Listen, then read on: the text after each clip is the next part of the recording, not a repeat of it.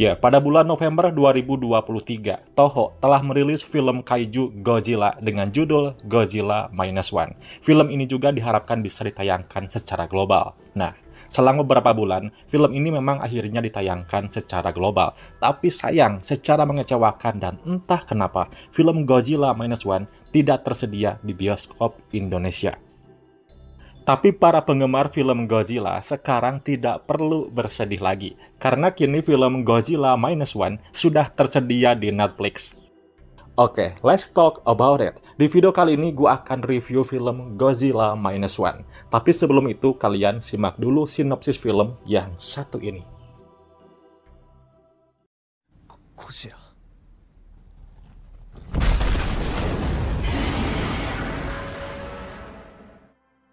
Ya, film ini mengambil latar belakang pasca Perang Dunia Kedua di Jepang, yang mengisahkan kemunculan pertama Godzilla yang porak-porandakan pasca perang. Berbeda dengan film lain dalam franchise yang sudah berjalan lama, Godzilla Minus One lebih fokus pada karakter manusianya daripada kadal raksasa. Film ini mengikuti mantan pilot kamikaze bernama Shikishima yang mengalami trauma setelah diserang oleh monster raksasa yang dikenal sebagai Godzilla. Namun tiba-tiba saja Godzilla muncul lagi yang memperparah keadaan Jepang sehingga sampailah di titik yang paling hancur dan mengenaskan. Kemunculannya membuat Jepang jatuh di titik minus alias jauh lebih terpuruk dari sebelumnya karena kondisi Jepang saat itu hancur pasca Perang Dunia Kedua. Ditambah juga adanya kapal perang yang menuju Pasifik untuk uji coba nuklir yang akhirnya malah menghancurkan ekologi dan ekosistem lingkungan di wilayah tersebut, yang membuat Godzilla terganggu dan akhirnya Godzilla yang buas muncul ke permukaan dan memporak-porandakan wilayah yang dihuni oleh para manusia.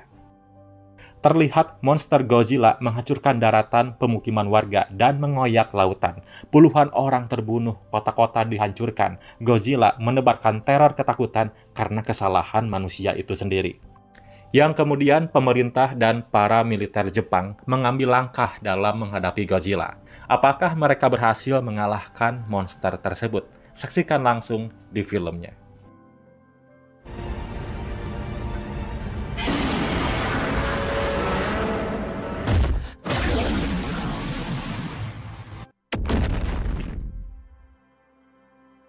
Ya, film Godzilla belakangan, terutama dari Monsterverse, biasanya hanyalah film yang seru untuk ditonton karena aksi monsternya.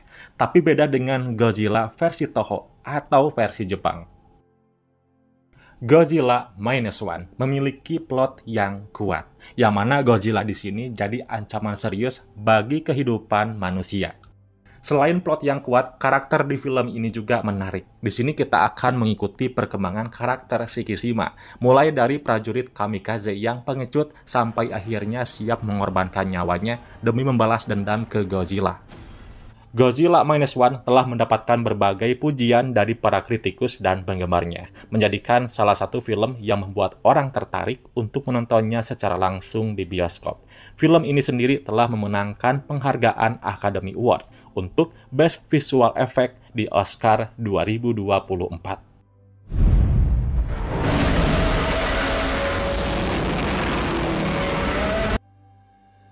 Ya, memang kuakui visual di film ini memang layak menang Oscar. Adegan Godzilla memang dibuat dengan visual dan efek yang bagus serta menarik. Dan asalkan kalian tahu, semua adegan Godzilla ini bukan praktikal efek, melainkan visual efek asli yang mereka ciptakan. Keren banget. Lihat saja adegan ketika kapal penyapu ranjau yang dinaiki Shikishima dan 3 rekannya dikejar oleh Godzilla.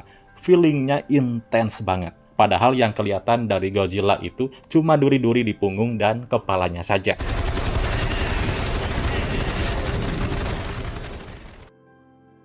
Selain visual efek Godzilla-nya, visual tahun 40-annya juga sangat terasa dan menambah estetika sinematografinya.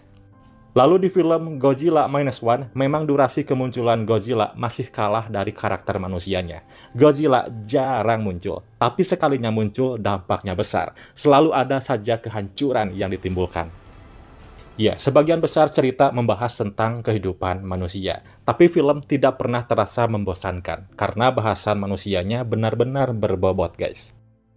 Perjuangan orang-orang Jepang dalam menghalau Godzilla digambarkan sebagai perjuangan kolektif masyarakat. Situasi negara setelah Perang Dunia Kedua dijadikan panggung yang mendorong warga untuk segera melakukan tindakan.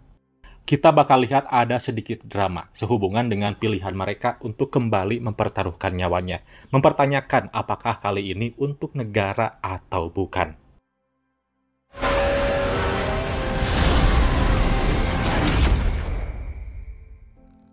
Nah, selain poin positif barusan, sound dan musiknya juga bekerja dengan sangat efektif membangun suasana, baik itu di malam hari, di lautan, ataupun di perkotaan. Film ini berani dan selalu punya cara unik dalam menampilkan Godzilla.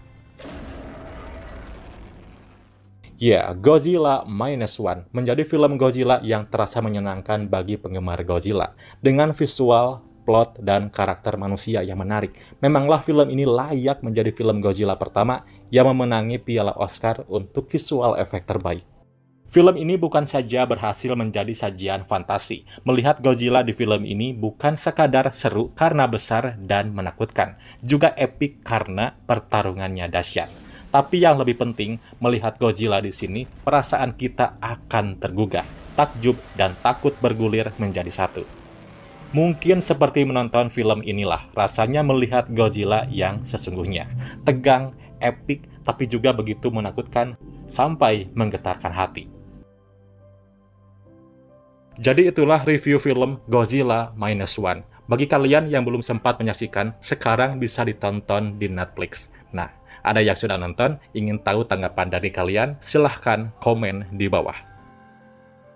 Dukung juga channel ini dengan kasih like, lalu subscribe, dan aktifkan notifikasinya. Oke Universe, thanks for watching and see you next video. Bye-bye.